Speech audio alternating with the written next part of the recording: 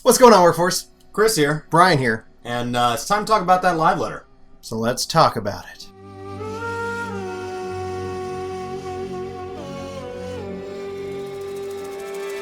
So they started off by bringing on the head producer from Monster Hunter World. I believe that was his title here. Yes, absolutely. And they were just talking about how they met, friends, talking about the collab event where we're sending Behemoth that way, they're going to send a monster our way. It was a long conversation, and Chris and I the whole time were like, I'm assuming there's more, but it turns out what the positive side of it, he had things he had to go do, and being that this is E3, there's scheduling and all kinds of things like that. So essentially, they're like, "Oh, you have time? Yeah. Why don't you come on first and talk about it?" And they talked. Yeah, it was like, oh, and they went out to drinks, and then they were playing this game together, and then they thought, like in 1.0, how we should collab and do all these things, but we didn't want to do that in 1.0 because our game wasn't successful enough, and then your game wasn't successful enough. Their And now game we're was both not- successful enough. and Yay! It was just a whole thing, and they were just excited to be on the same stage as each other, or the chance to collab, and that was neat. But it was really kind of the guest appearance that would normally go at the end of something like this, and it was just the first two just due to scheduling. So then we got into the Q&A. Which, all right, listen up. Glamour questions need to die. Character creator question was the first one. It's a common question. It's asked a lot. Are you gonna redesign the character creator and add in all this more stuff? And they're like, we're not planning. I mean, so the answer is almost like is canned. It's Chris and I were like, I was like, it takes a lot of data.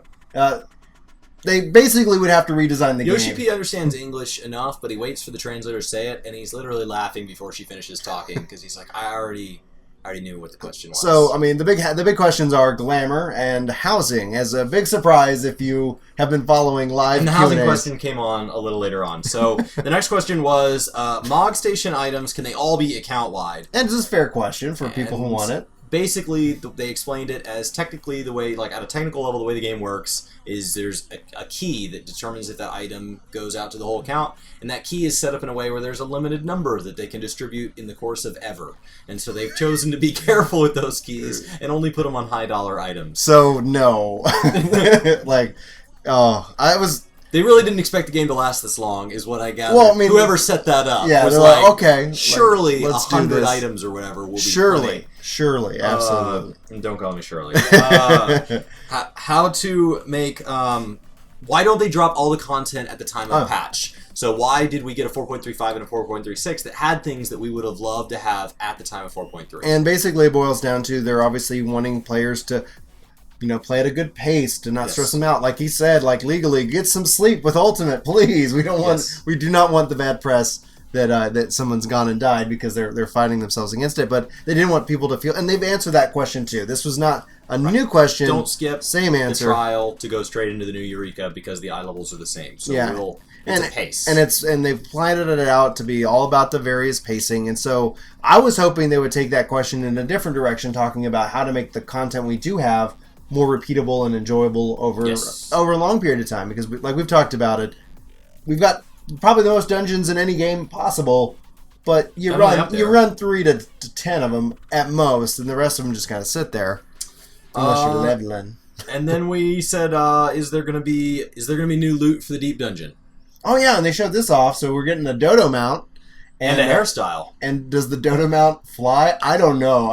He said the wings might be a little too small for it to fly, and I don't know if he's trolling because we have a flying turtle, but I think it would fly because it'd be funny if the dodos could flew fly from Limsa. Yeah. It'd be funny. But I also a little bit would just love to see Here's the a ground internet mount. Rage when they get you've been wanting. You asked for a dodo There's mount. no flying in Palace of the Dead. What are you mad about? No flying, which means no swimming, which means very limited. It's probably gonna go extinct. Oh yeah. Ishgard housing. That's where that happened, and he basically said, "Isn't Shurigane enough?" And then they talked about the difficulty of it, adding in his own, and how it's like it could destroy the world. And that you don't have to ask this question every 2 to 3 months because I know that You you're want asking. I know. Well, even Matt was like the number one question we get asked is Ishgard. And to be fair, I know there are a lot of people who want it. Jelly's expressed that she wants a house in the snow, and for people who want it, I hope that they get it, but I don't know. I guess that's the Why important not thing. move to an ESO system at that point and have it instanced anywhere you want? Agreed. But Anyway. what are they doing to streamline the beginning of the game for new players? This is an important question because we've talked about that, especially as well. we talk about there being a 5.0 and a 6.0. Mm-hmm. Yeah, and so they talk about it, and what they've done in the past is just increase XP. What they're focusing in on here is they are working on it. It's not a system that's going to be out anytime soon, but the goal is that they've got plans, and they're like the wheels are in motion, and that ties into the other question that they asked about replaying the the content, like the battles, the battle out, any of the battles that have been just these interesting fights that you can't do once you clear them. And so I would venture to guess that system that we're talking about with the early levels and this system, whatever they're planning, might be early related. They could be integrated. It's too early to tell. And so Chris and I were speculating they want 5.0 or maybe 6.0. Now they want to make some of the quests optional. That are currently mandatory, so that you can kind of go explore the story if you want to, but for people who are just trying to get through the growing number of expansions so that they can play with their friends and try the content that they probably came to the game for, right? They're not running ARR trailers right now. They're running Stormblood trailers, and you're I totally want to do that. I want to go to Kugane. Like, I want to do this. You totally can in 600 hours. Yes, go. So I think that's I think, yes, they could maybe come up with a new tab of the Duty Finder or something like that allows you to, it can say optional, and then that also, through that very same system, could allow them to replay. Because that was another question was, how do we replay MSQ instances we really enjoyed without having to create a new character? They said they have a couple ideas on the board, and they're looking into and that they have dedicated employees working on this task. Yeah. Which is important. That's a good question, I thought, Role actions sometimes feel mandatory based on your class, and this is true in pretty much any game. Yeah, where there's an optimal method. And they gave not provoke, but they had protect and shirk as two classic examples. So can you do something like make protect no longer take up one of the slots so that we can free those slots up to be more creative? And they said they've been debating ways to make the class balances and like your ability to specialize your class, but this isn't really the live letter that they want to talk about it, because this isn't the live letter where they're going to talk about the balance changes. But expect it in a future live letter. That doesn't mean 4.4. Kind of sounded like maybe like a 4.5 or I don't know. When it comes down to those kind of bigger system changes, that's expansion territory in my mind, and so that's something that we probably will have to wait till 5.0 and etc. And there's all kinds of different systems in which they could do. I mean, because we got the role actions. Was a big role. That was a big change, a good change in my opinion. Yes. But yes, there's definitely that. Like, okay, well, you're going to take the next this. step? Agreed. Who knows? Free company search and applications. Yes, please. They said they are working on it. They're actually one of the last things that they're really trying to make sure that they have ironed out with the several ideas they're considering is that they want to make sure that it's capable of being done in a very like RP type way. It's a very story driven game. It fits in the world. It fits in. It feels natural as opposed to just a system that is there, and I can respect him for it, but I do want this feature really, really bad. So it won't be soon, but I would think that they're doing a step in that direction with things like the housing, where they now have the message boards and stuff like that. So they're getting very good about making these systems easier to integrate with players that are both online with you and offline. So I think that's a good. And so the important thing is he actually said they've started. So if you think about 6 months. I could see this maybe in 4 or 5 before the expansion, which would be a huge help and a huge boost, I think. Especially for those people who were, like small free companies that aren't always online, but it's like, hey, we play at these hours. Like, let me just say this is what we are, and if you feel like you fit in, as opposed to using Party Finder to advertise. Absolutely. Minion guide showing me basically. I have this many minions, but here's the number I don't have, here's the exact ones I don't have, and here's how to get them. Yeah, and even if it wasn't always to reveal every minion you don't have, but the idea that it could say like, oh, if you want to go hunt for this minion, here's like a Final Fantasy riddle puzzle. And but regardless, honestly, once they give us that, it's going to be in my mind if you give a mouse a cookie, because then I'm going to say, well, can you do it for for glamour? Can you do it for mounts? Can imagine from that glamour perspective. So whatever that system is, hopefully it's set up in a way where they can then push that to every other system in the game that we kind of wish we had the same capabilities. And Yoshi P did confirm that they are actually not redoing, but they're rebuilding. He said it needs to be remade altogether. Yeah, remade altogether. And I agree. The next question was, can you, at least on legacy servers, make the old patch 1.23b, the destroying of the world quest, available for people that want to go back and experience main storyline. He was doing exactly what Brian was doing there. Like, literally during the question, no. Honestly, I think he stood up at one point. Yeah, honestly, if I was your GP and all the work that they put into 2.0, I would have said delete it from source. Like, we've taken it down. The destruction of the world was a gift to the players that were making that transition, and it stuck around through that kind of harder time. I didn't join the game in 1.0 because every time I came to your house and saw it, it's like, this game has major flaws. Yeah. And so it was a gift to people who were willing to push through that. I would, my recommendation that I would personally like to see, especially from the story in and of itself, is that why not make Final Fantasy XIV a single-player 2D, 2.5D Octopath Traveler art style story-driven game, so that like you could play through the story of 1.0 and then they could keep adding on to it episodically as certain expansions. At some point you could play through ARR. As this special gift, like on the Switch or something like that. Yeah. Same thing with 11. It's like, okay, why not? Why, the main part, the main story, the chapters, but it's been 10 years. Why not just allow that game to exist and people can go enjoy it if they want to? I would play through it. That's just my opinion. I'd love to know yours. Could be neat. Credits roll. We encourage you to download Final Fantasy XIV online.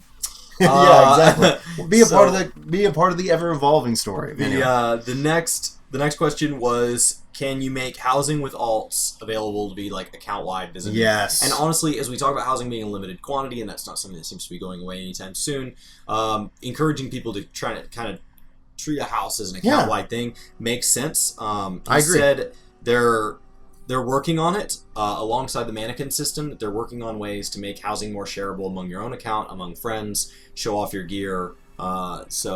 Hopefully it sounds like they're working on some major housing changes. I don't think that's a surprise to anybody, but it's nice to start to hear tidbits about where that might be going. Yeah, I think if anything else out of housing, shared gardening or some form of instance gardening, because the biggest complaint is that people who can't afford a house, they are left out. If you want to garden, you got to grind for a house. And what they need to do is, whether it's your apartment or something, just give you a garden patch and let you go nuts if you want to. And if you don't, who cares? Yeah.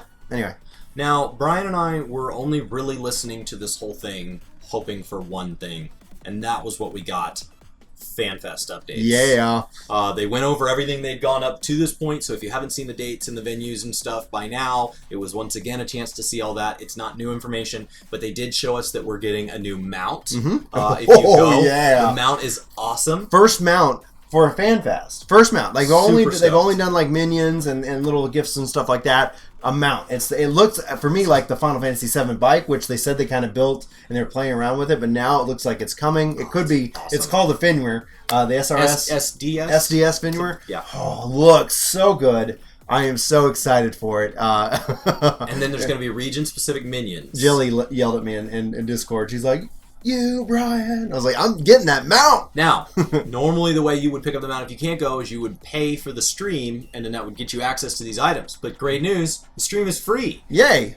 That's awesome for everybody that can't go. But then my immediate thought was, how do you get them out? And then the very next thing they said is Mog Station. We're going to be putting all that stuff in. It wouldn't shock me if that stuff's tied to a limited time. They're using one of the keys for the mount, so it is multi-character. Yeah, well, we already got the character. So it is account-wide. Stream is free. Items will be on the Mog Station. Tickets are going to be for sale July 10th. Mark the calendars. There's going to be a Lodestone site that goes up that teases all this, goes live tonight. Yeah. I'll try to get the link to that in the description down below. And so that link will help kind of tease all this as we get ready. Hopefully, they said that link should have things like ways to use your ticket or the fact that you're going or whatever to get a discount on the hotel if you want to stay on site there at the Rio. And you do, if you go. So... Because the Rio is also not on the Strip, so it'll be much more convenient if you stay at the Rio. So that's, in my opinion, that's kind of the plan there. And then they actually said, but there is one group of people coming free, and that is our Feast champions, the contenders there. So if this just in. We have the stream up, and they're talking about merchandise. So we're recording. Breaking news. Final Fantasy Companion scheduled for late July release. Late July. That is so gross. So, July 10th, buy your tickets. And then late And keep July, your phones charged. companion app, baby. We're getting a companion app. Finally, because they said it was for 4.3. I guess it got really delayed. And then there is an asterisk here saying late July release, may be delayed a following 1 to 2 weeks, depending on App Store submission. my gosh. July, possibly August, sometime after you get your FanFest tickets. And then Feast Championship. So they're gonna have, it sounds like prelims per server, and that's gonna trickle down. Yeah. The new album, it's called I Beat Tsukuyomi. That's the album cover on his shirt. I like how just one person keeps going, Vieira's! Vieira's! Vieira's! We all want them. We all want them. Yeah, so the Feast Championship thing is a little bit interesting. So if you win, if you can get your team, they're going to fly you out. You get a trip. Put you in the hotel, all accommodations, things like that. So if you guys are into it, go for it, man. That's exciting. I can't wait to watch you out at FanFest for the regional championships and stuff like that. Yep. So and they'll have a tour for Japanese people. That was another thing going on. Yeah, I know. Interesting. Anybody that wants to come over to FanFest for Japan will have like a tour of Vegas. And so, imagine being from America and registering for the tour, flying to Japan to fly to Vegas with these guys. That'd be pretty cool. An entire tour full of people. They probably hire some local Japanese translator tour guide who's like, you all play a video game together? Yep. That's what we do. Well, guys, that is it for the live letter for Final Fantasy XIV FanFest out at E3 2018. Let us know what you think, what you're excited about. Let us know in the comments below. We'd love to have that conversation with you. Well, Brian. Yeah. My name's Chris. And I believe I'm Brian. I think that's who I was talking to. Yeah. Thank you guys so much for watching. We'll see you next time. Hey guys, it's me. Thanks so much for watching this video, and we hope to see you on our next. Is there anywhere you think they could see us in the meantime? Well, right now you probably can catch us out on Twitch. We usually stream quite a lot. So the link is in the description below for our Twitch page. And if you guys want to support us and you like what we do here on YouTube, you can actually support us for free by using your Twitch Prime sub if you're Amazon Prime.